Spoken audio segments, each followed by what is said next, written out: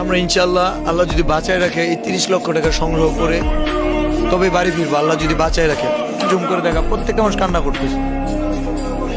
আশা করি এই ভিডিওটা যাদের কাছে পৌঁছাবে তাদের বিবেককে একবার হলেও নাড়া দিবে। আপনাকে এটা চোখের জল। আমি গোটা দেশের কাছে একটি কথা বলতে চাই, আমি বাঁচতে চাই, আমি আমার সন্তানের জন্য বাঁচতে চাই। আমি এদেশের লক্ষ লক্ষ মানুষের চোখের পানি পালাইছি আমার কন্টেন্ট দিয়ে।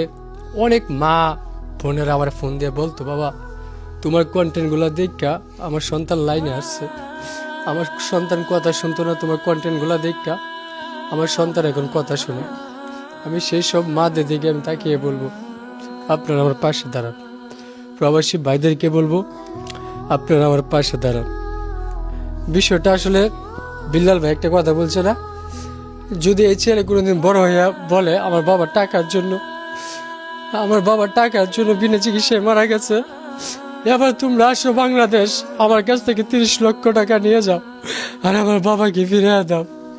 আপনারা কি দিতে পারবেন আমাকে? আপনারা আমার দিতে পারবেন না। আমরা ইনশাল্লাহ আল্লাহ যদি বাঁচায় রাখে এই 30 লক্ষ টাকা সংগ্রহ করে তবে বাড়ি ফিরবো, আল্লাহ যদি বাঁচায় রাখে। বাট এখানে দেখেন প্রত্যেকটা মানুষ, একটু জুম করে দেখা প্রত্যেকটা মানুষ কান্না করতেছে।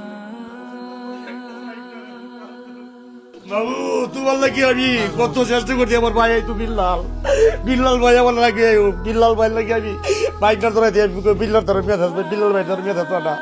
এই আমার বাইকটা তোর চিকিৎসা দিয়ে পাবো, আমার বাইকটা দিদি যার বাইক মেয়ে থাকতো।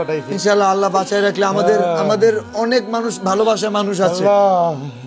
আল্লাহ গো বিল্লাল ভাই, আমরা মানুষ বিশ্বের মানুষ, ইনশাল্লাহ আমরা সবাই মিলে এই ফান্ড কালেক্টটা করে ছাড়বো ইনশাল্লাহ।